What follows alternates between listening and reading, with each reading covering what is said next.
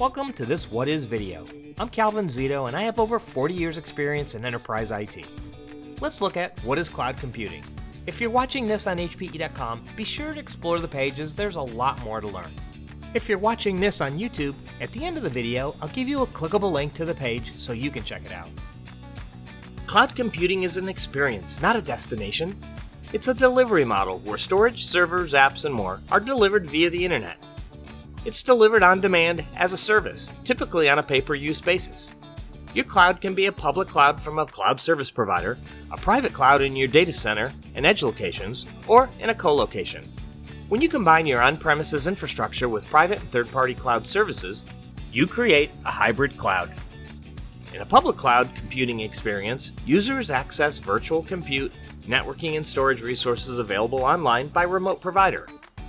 In a private cloud experience, you might own your own infrastructure or be paying for what you use on demand. Here's that clickable link that'll take you back to the What Is Cloud Computing page.